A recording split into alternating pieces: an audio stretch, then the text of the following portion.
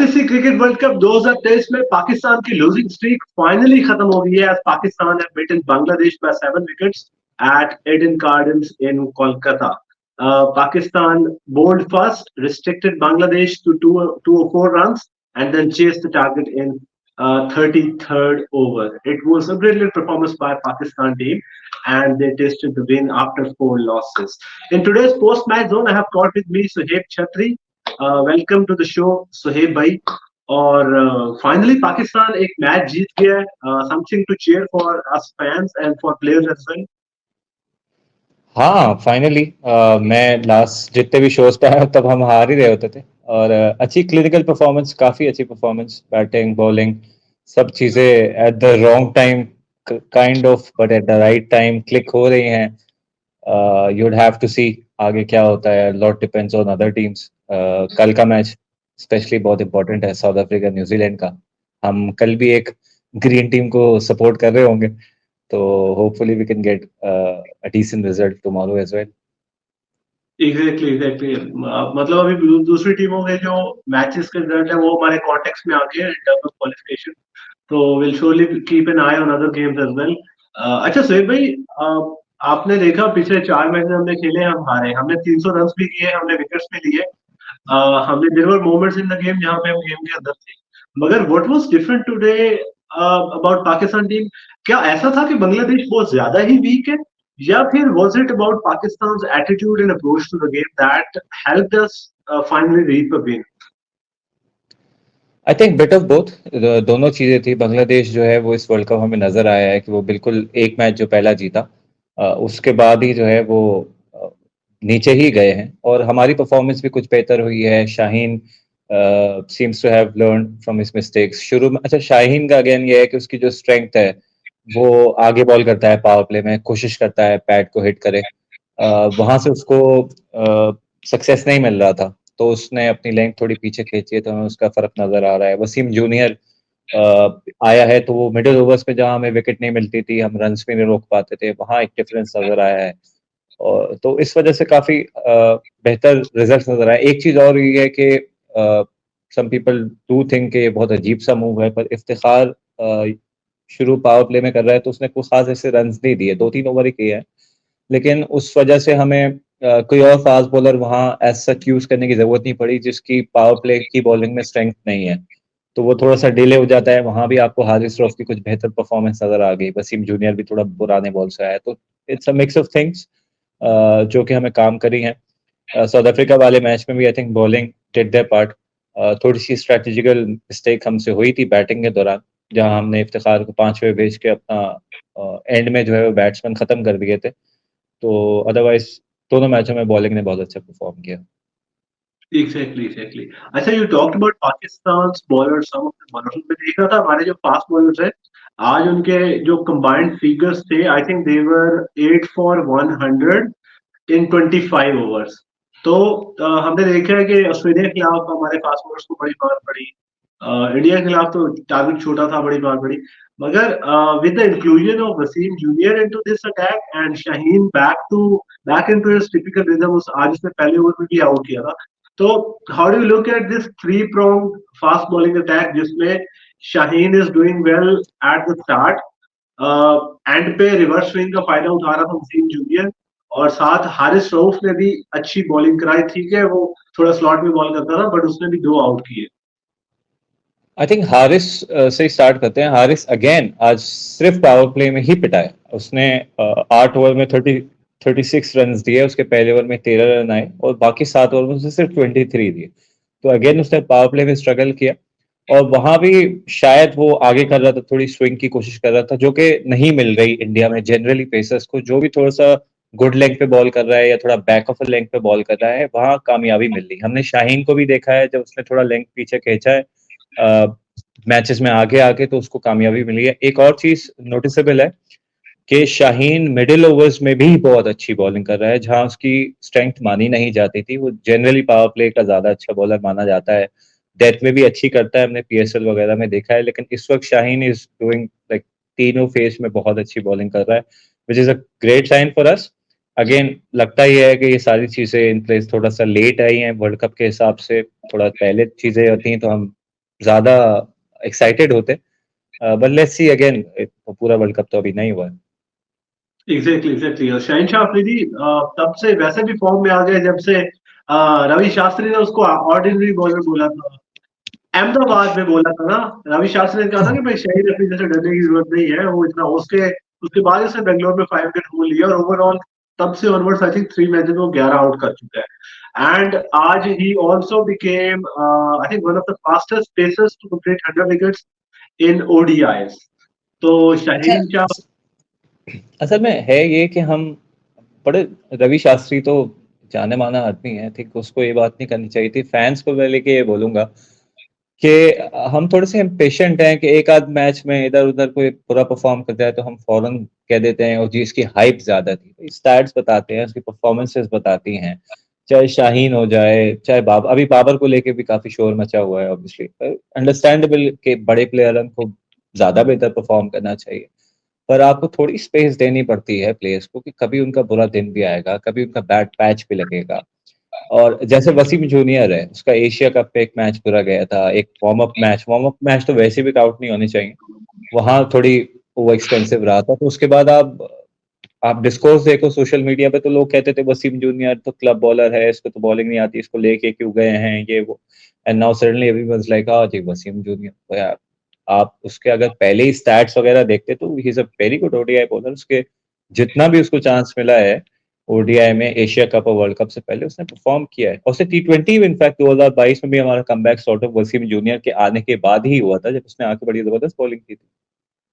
बिल्कुल बिल्कुल यार, वसीम जूनियर बड़ी एक अच्छी लेंथ पे बॉल करता है और अगर कंडीशंस उसको सूट कर रही हो, आज भी ट्विटर पे कोई ये पॉइंट मेक कर रहा था कि अगर कंडीशंस उसको सूट कर रही हो तो फिर तो वो और ज्यादा लीथल हो जाता है।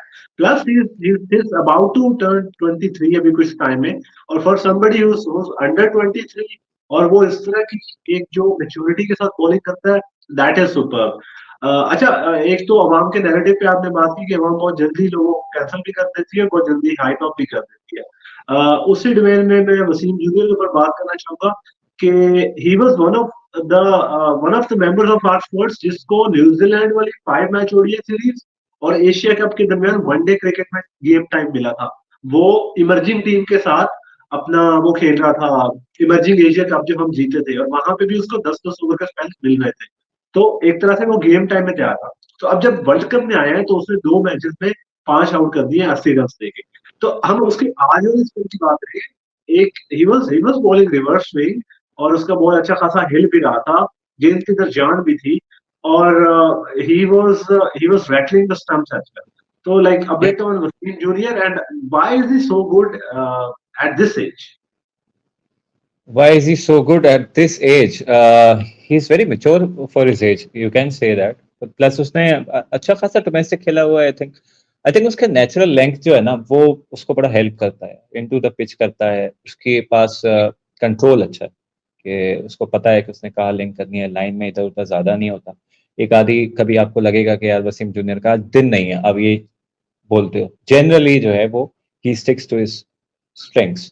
और आज उसका रिवर्स स्विंग वाला जो एंड का स्पेल था, वो तो वकार भाई वाली, यू कुड सी इट ना, कैमरे में मूव होती हुई बॉल जो है वो अंदर आ रही है, बड़े बहुत जबरदस्त बॉलिंग थी। आई थिंक आप थोड़ा सा, इट्स अनफेयर कि आप सामने जो टीम होती है वो अगर वीक थोड़ा सा खेल रही हो तो आप परफॉर्मेंस का क्रेडिट थोड़ा सा कम कर देते हो, बट आई थिंक वो जो बॉल्स थी वो किसी भी अच्छे प्लेयर को, किसी भी अच्छी टीम को डिस्टर्ब कर सकती थी। Was a magnificent spell by Wasim today, बहुत अच्छी बॉलिंग की। एग्जैक्टली, वसीम जूनियर आज बहुत अच्छी बॉलिंग कर रहे थे, और of course we were all entertain by that, but entertainment वहां पर रुकी नहीं है। फिर जब पाकिस्तान की बैटिंग आई तो ऑफ कोर्स पाकिस्तान ने एक बड़ा वेलकम चेंज किया था, they drop Imamullah and brought in Fakhar Zaman. Finally 5 matches के बाद फाइनली हमने फखर जमान को वर्ल्ड कप में मैच दिया, और like Fakhar Zaman came in and he was the typical Fakhar Zaman of past, जो हम जानते हैं, जिसने इस साल में 3 किया, उसने अपने 50 के अंदर ही 5 छक्के मार दिए। तो like of course we were all overjoyed by Fakhar Zaman series, but ये वो बंदा है जिसको हमने आउट ऑफ फॉर्म कंसीडर करके बाहर रखा होता। वो बेंच पे बैठा है, उसने वर्ल्ड कप में से पहले एक मैच खेला है, उससे पहले उसके लो स्ट्रीम ऑफ स्कोर्स थे। तो like what was about Fakhar Zaman की जिसकी वजह से he went on to score 80 और became player of the match. Like ये बंदा तो आउट ऑफ फॉर्म था। थोड़ा सा आई थिंक आपके सिचुएशन भी खास तौर पे टीम मैनेजमेंट को रीड करनी चाहिए कि जहां फखर ऑब्वियसली 11 मैच उसके अच्छे नहीं गए, लेकिन आप एक तो रेपुटेशन देखते हो प्लेयर की कि यार वो किस तरह का प्लेयर है कि जब वो चल गया तो फिर क्या करेगा। दूसरी बात ये है कि आप ये भी देखते हो कि किस पिचेस पे उसने खेलना है और वो फेलियर उसका किन पिचेस पे आया है, क्या जिन पिचेस पे उसका फेलियर आया है क्या उसके मतलब की वो पिचेस थी, तब तो आप कह सकते हो आउट ऑफ फॉर्म था। इट्स नॉट एन एक्सक्यूज, हर तरह की पिच पे प्लेयर को अच्छा परफॉर्म करना चाहिए, लेकिन ये पिचेस आई थिंक फखर के जमान से आइडियल थी।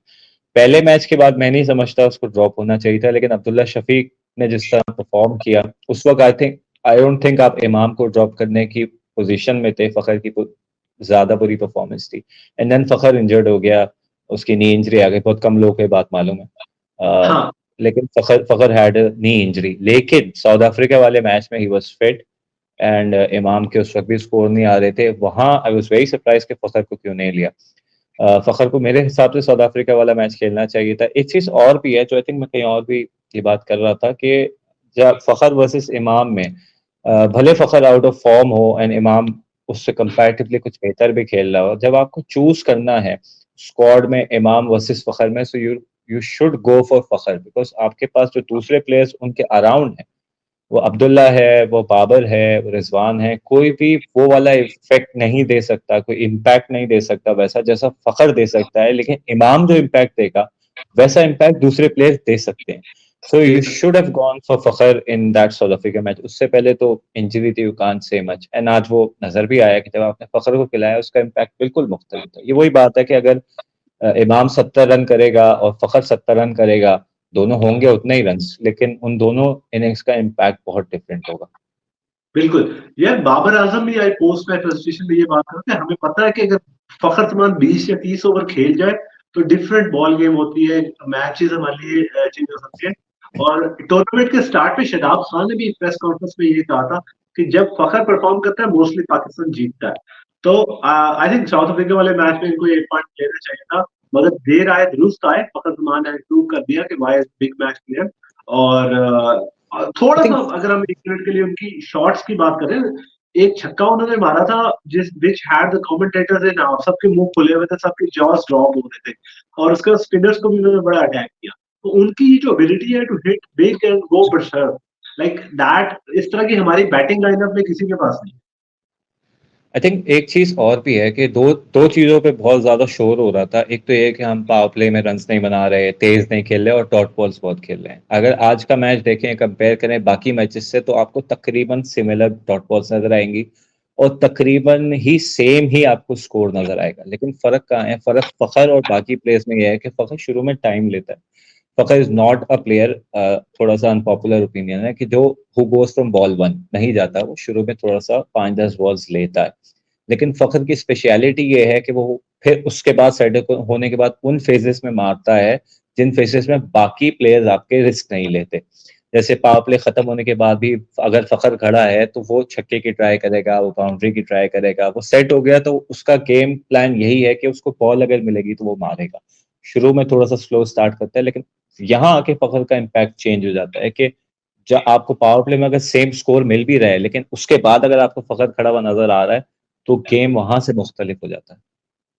बिल्कुल। आज उसने उसने भी खुद कहा है कि मेरा यही था कि मैं 4 ओवर पहले निकाल जाऊं और उसके बाद मेरे पास एबिलिटी है छक्के मारने की, मैं मार भी सकता हूँ। Anyhow Pakistan wanted a win out of this and Pakistan got that. दो बड़े इंपॉर्टेंट पॉइंट्स चाहिए थे जिन्होंने अब पाकिस्तान को फिफ्थ पोजीशन पे ला खड़ा कर दिया। उसमें एक छोटा सा पॉइंट ये था कि अगर पाकिस्तान इसको 31st ओवर तक कर लेता तो उनका जो नेगेटिव रन रेट अभी है -0.024 है।